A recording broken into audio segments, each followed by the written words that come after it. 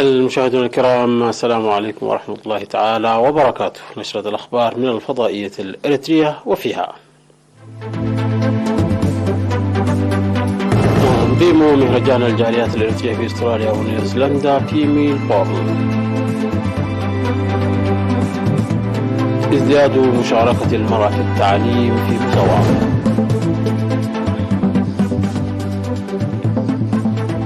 تطور في رعاية الأمومة والطفولة في حشيشاي.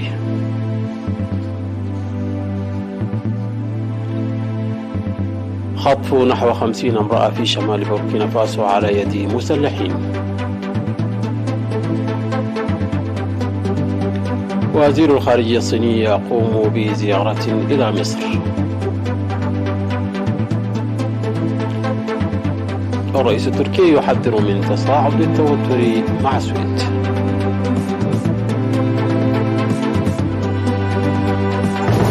أهلا بكم مشاهدينا. نظم في الفترة من 13 وحتى 15 من يناير الجاري في مدينة ميلبورن المهرجان 23 للجاليات الإريترية في أستراليا ونيوزيلندا تحت شعار خيارنا المستقل عزتنا.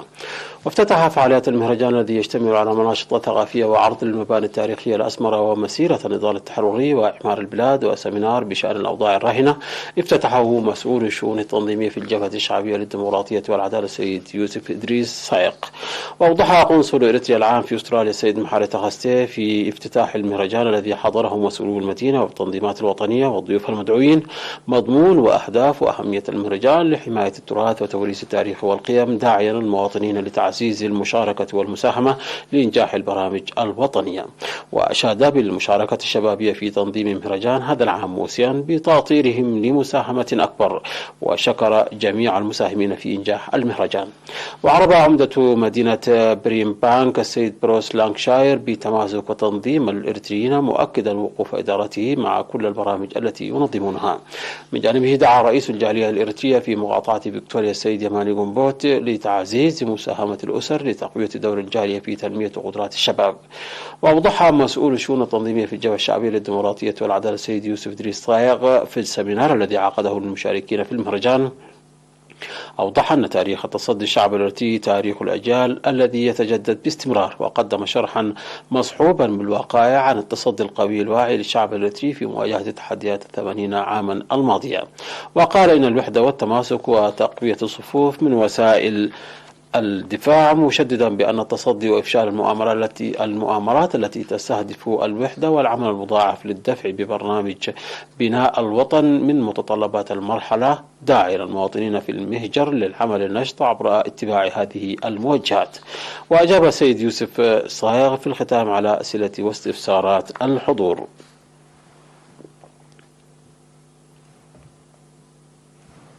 أفاد مكتب التعليم في مديرية مصوع بازدياد مشاركة ومنافسة المرأة في التعليم، وكذلك ازدياد عدد المعلمات.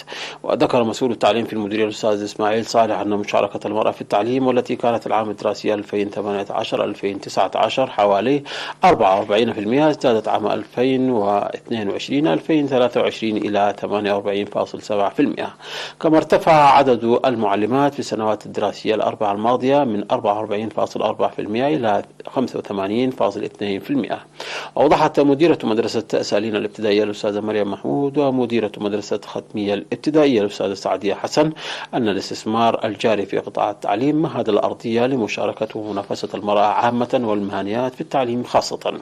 وتوجد في مديرية مصوع 32 مدرسة، 12 منها روضة أطفال، و11 مدرسة ابتدائية، و7 مدارس متوسطة، ومدرستين ثانويتين.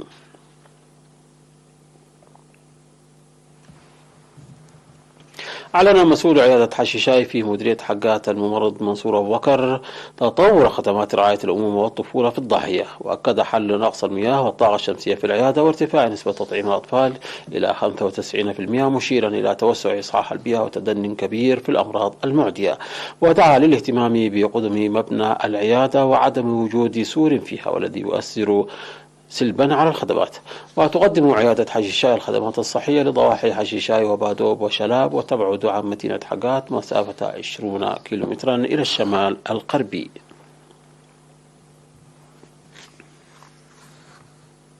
عقدت سيمينارات تنويرية بالقانون في مدارس لوقعنسبة المتوسطة والثانوية لرفع معرفة شباب الطلاب بالقانون وتنشئتهم عبر القيم السمحة. ودعا قائد شرطة مديرية لوقعنسبة النقيب كدان فتوي الشباب والطلاب للابتعاد عن الجرائم وتعزيز دورهم في مكافحتها وتوخي الحذر من الحوادث المرورية، مشددا بأن عدم معرفة القانون لا يجنب المساءلة. وأوضح مسؤول مكافحة الجريمة الرغيب بنقص آب الرزقي ظاهرة الجريمة والمخالفات، موصيا الطلاب راكبي الدراجات الهوائية لاحترام كامل لقوانين المرور والابتعاد عن تناول المكيفات. وطالب المعلمون بتنظيم مثل هذه السيمينارات لدورها البناء في عملهم. وأجاب النقيب كداني في الختام على الأسئلة والآراء المقدمة من الطلاب.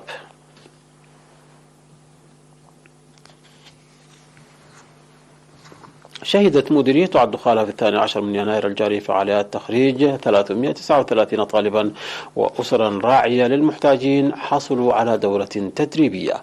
واشتملت الدورة التدريبية التي امتدت ما بين أسبوعين و3 أشهر وقدمت نظريا وتطبيقيا على مد خطوط الكهرباء والإسعافات الأولية وتربية الدواجن والعلوم الاجتماعية. وأوضح مسؤول الاتحاد الوطني للشباب والطلبة في الإقليم الجنوبي الشاب قرماي كفرو أن الدورة هي مواصلة للجهود الجارية من أجل تطوير قدرات الشباب، داعيا الدارسين لبذل جهود حثيثة ليكونوا ناجحين في أماكن عملهم. وأشاد مدير المديرية السيد عن دمسقل أدحنهم بالبرامج التي ينظمها الاتحاد، مناشدا الدارسين للعمل بقوة لتغيير حياتهم المعيشية، مستفيدين من الفرص المتاحة لهم والتأثير الإيجابي لبيئتهم. في غضون ذلك أوضح بأن على الطلاب السعي الحثيث لاكتساب المعرفة وتقمص السلوك المجتمعي جيدا بالتركيز على التعليم، وذلك في إطار التوعيات المكثفة والمنتظمة عبر الشباب العمال في مديرية ماي عيني. مشاهدينا، نشرتنا تتواصل من الفضائية الإرتياح، ولكن بعد فاصل قصير فابقوا معنا.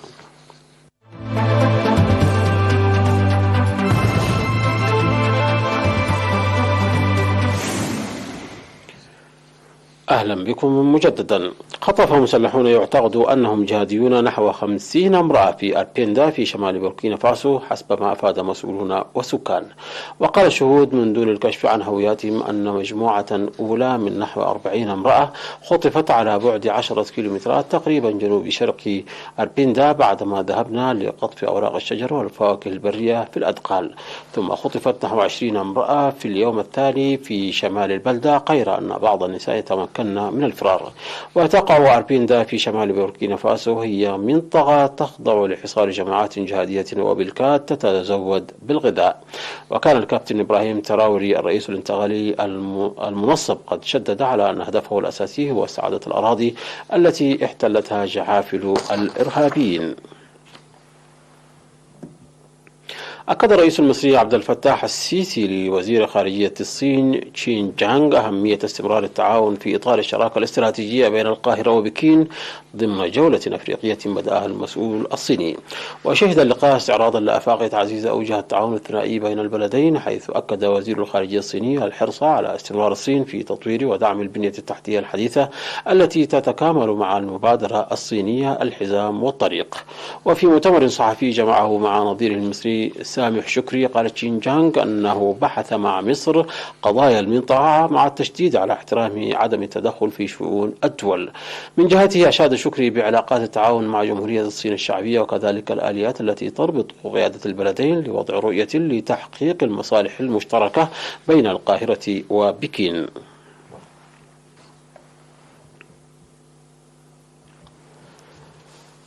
قال الرئيس التركي رجب طيب أردوغان أن العلاقات بين تركيا والسويد قد تتوتر أكثر في حال لم توقف سلطات ستوكهولم استفزازات تنظيم حزب العمال الكردستاني الإرهابي داخل أراضيها.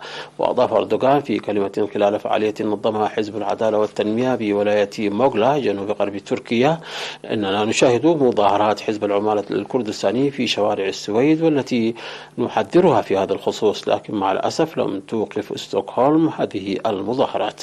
ولفت إلى أن أن رئيس البرلمان التركي مصطفى شنطوب أبلغ نظيره السويدي بإلقاء الزيارة التي كان الأخير يعتزم إجراؤها إلى أنقرة قريبا، وذلك للتعبير عن استياء تركيا من تجاهل السلطات السويدية لاستفزازات PKK الإرهابي.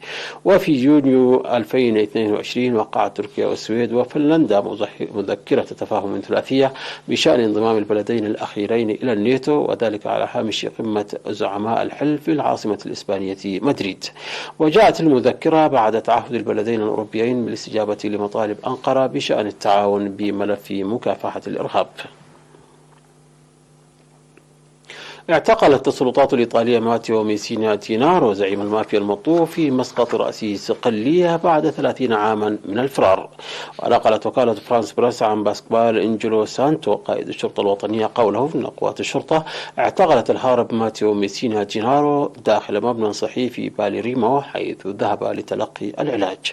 وكان ماتيو ميسينا تينارو على رأس قائمة زعماء المافيا المطلوبين للسلطات الإيطالية، وظل يتمتع بنفوذ كبير في أوساط المنظمة الإجرامية كوزا نوسترا، والتي تمارس نشاطها انطلاقا من جزيرة صقلية.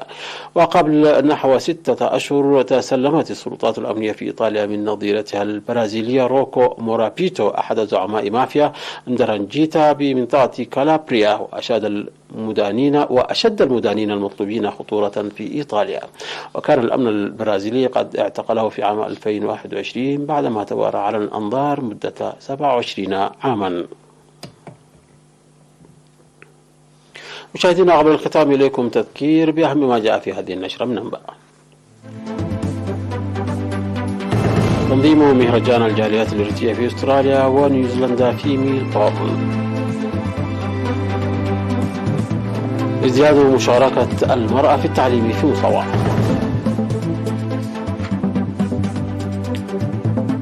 تطور في رعاية الأمومة والطفولة في حشيشاي.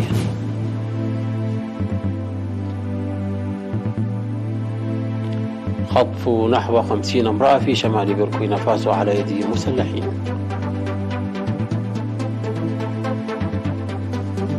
وزير الخارجية الصيني يقوم بزيارة إلى مصر.